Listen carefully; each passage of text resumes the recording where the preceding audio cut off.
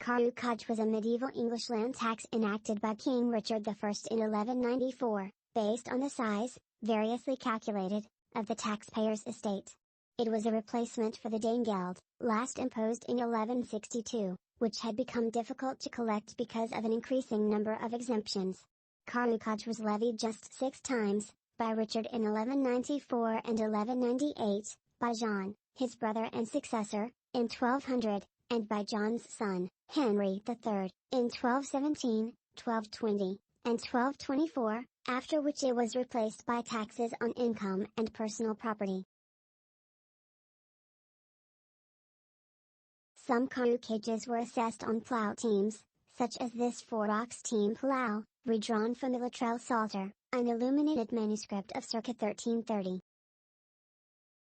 The taxable value of an estate was initially assessed from the Domesday Survey, but other methods were later employed, such as valuations based on the sworn testimony of neighbors or on the number of plough teams the taxpayer used.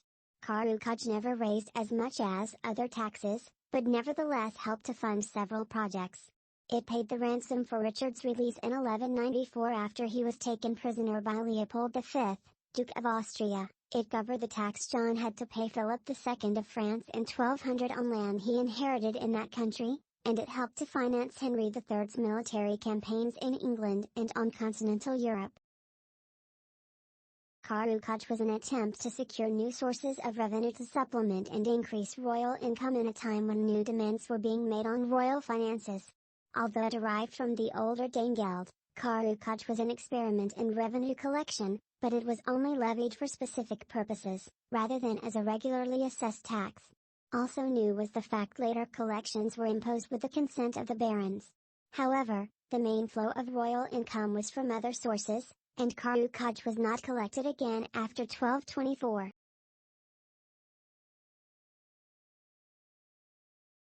In medieval England there was no clear separation between the king's household and the treasury. The main sources of royal income were the royal estates, feudal rights, such as feudal aids or feudal reliefs, which derived from the king's position as a feudal overlord, taxation, and fees and other profits from the judicial courts. In 1130, the records of revenues paid into the treasury show that about 40% came from royal estates, 16% from feudal rights, 14% from taxes, and 12% from the judicial courts.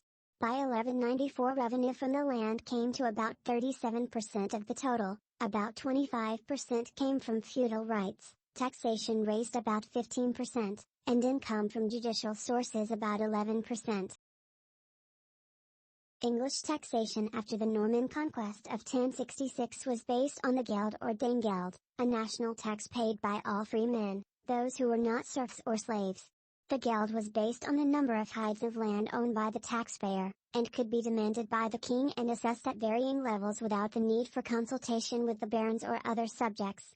During King Henry I's reign, an increasing number of exemptions, and the difficulties encountered in collecting the geld, lowered its importance to the exchequer, the treasury of England. It is unclear whether the geld was collected at all during the reign of Henry's successor, King Stephen.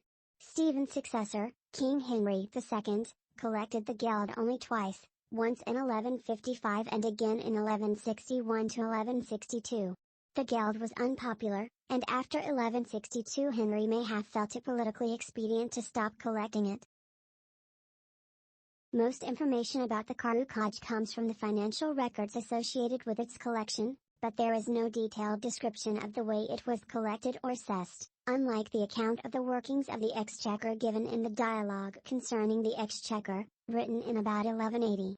Government records such as the pipe rolls, the memoranda rolls, and other financial records, some of which are specific to the Carucage, have survived, and include records of assessments and receipts for the sums collected. There are also occasional references to the tax in medieval chronicles, supplementing the information found in the financial records.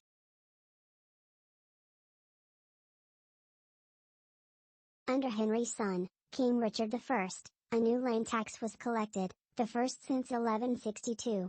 It was organized by Hubert Walter, the Justiciar of England who was in charge of governing England while the king was gone. Like the geld, The Carucage was based on the amount of land owned, thus targeting free men rather than serfs, who owned no land and were therefore exempt. First collected in 1194, and the first land tax collected in England since the Geld, Carucage was based on the size of the estate as measured in either hides or carucates, a unit of land that could be plowed by an 8-ox plow team in a year, which was normally considered equivalent to a hide. The original property assessment of the Carucage was based on the Domesday Survey, a survey of landholdings in England that was completed by 1087.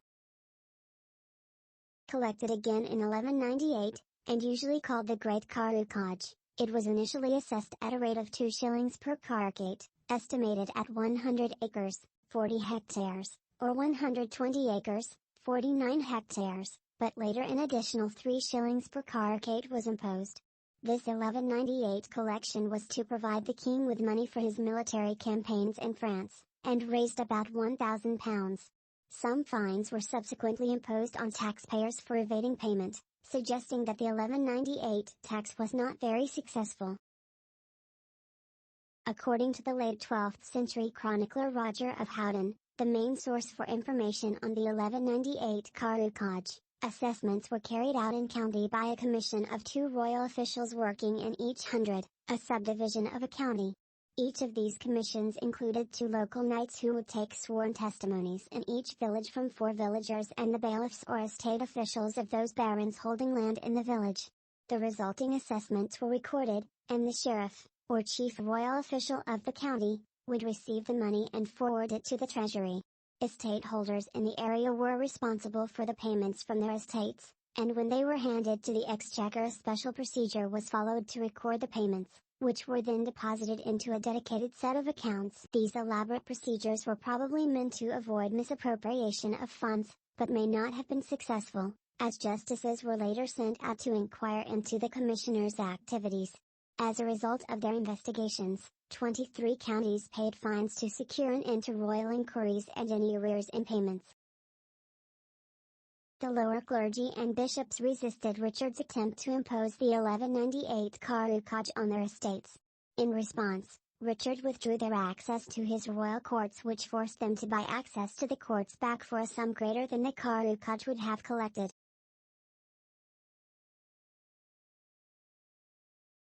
King John, Richard's brother and successor, collected the Carucage only once, in 1200. John set the amount to be collected from each carucate at 3 shillings. Revenues from this taxation do not appear in the 1200 pipe roll, although the designation in official records of William of Wrotham and his assistants as receptors Carucagiae, receivers of the Carucage, suggest that the money raised was paid into a special commission in the exchequer. Whether lands were assessed by the system used in 1198 is unknown.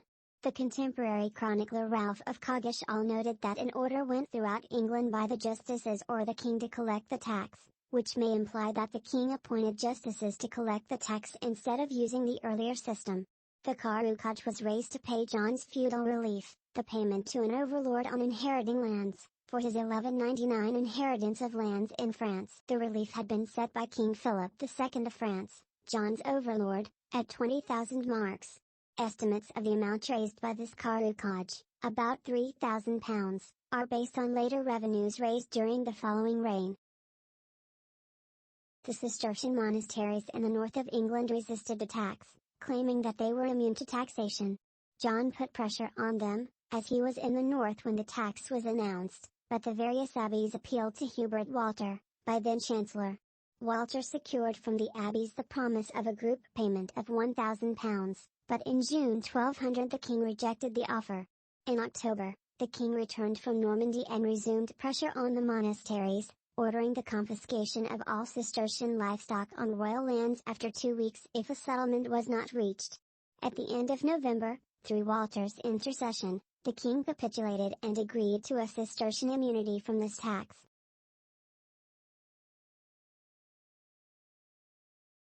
John's son, King Henry III, assessed the Carucage on 3 occasions, in 1217, 1220, and 1224. A new approach in 1217 and 1220 was to secure the consent of leading noblemen for the tax to be levied. The 1217 tax was once again assessed at 3 shillings per carucate. The assessment of the amount of lands held by each taxpayer involved having each landowner provide the information and swear an oath that it was correct. Like the 1200 tax, the 1217 tax was not recorded in that year's pipe roll, lending support to the possibility that the revenue from the tax was sent to a separate branch of the exchequer. The 1217 Carucage was only paid by laymen. The clergy made a donation in lieu of being taxed. The money raised was intended to defray the expense of the war being fought against Prince Louis of France, who had invaded England before the death of King John and was claiming the English throne. The 1220 Carucage, which was imposed on both laymen and clergy, was collected by a special commission and was paid not into the exchequer, but to the Templar Order Church in London, the New Temple.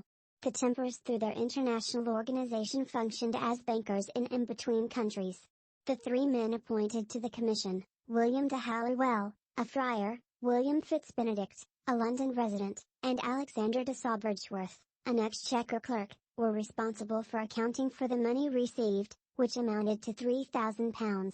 The time frame of the 1220 Carucage collection was quite short. The orders for the assessments to be made were issued in August, but required the tax to be collected by Michaelmas in late September. The 1220 tax attempted to allow for variation in land values, exempting barren land from taxation. The system for the 1220 assessments was simpler than the 1217 levy, as plow teams were counted to determine the land size rather than requiring oaths from taxpayers. This tax gathered around £5,500. There was some difficulty in its collection, however, as some counties did not pay, and a number of barons refused to pay, at least at first. The 1220 Carucage was levied to pay for the defense of Henry's lands in Poitou, southern France. The 1224 Carucage was a tax levied only on the clergy, and the revenues from it did not appear in that year's pipe roll. It is likely that the clergy who owed the Carucage also collected the tax. Records indicate that the bulk of the money raised was paid into the wardrobe, the king's personal treasury, rather than the exchequer. The 1224 assessment was based on plough teams, and was imposed to pay for the restitution of the lost lands in France.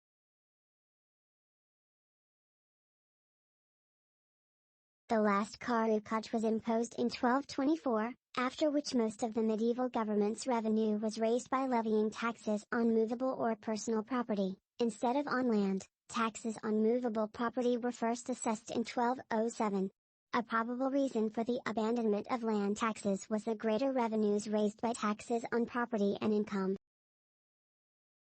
Carucage was an attempt to secure new sources of revenue to supplement existing sources of income. It was also intended to increase royal revenues in the face of new demands placed upon them. Although derived from the older Geld, Carucage was an experiment in revenue collection, but it was only levied for specific purposes, rather than as a general tax regularly assessed. A novel feature was the consultation with the barons and other leading members of the ruling classes. Despite its intermittent use during the reigns of Richard I, John, and the early years of Henry III, the main source of royal income at that time remained scutage, feudal dues such as feudal reliefs or feudal aids, and royal rights such as the profits from the justice system.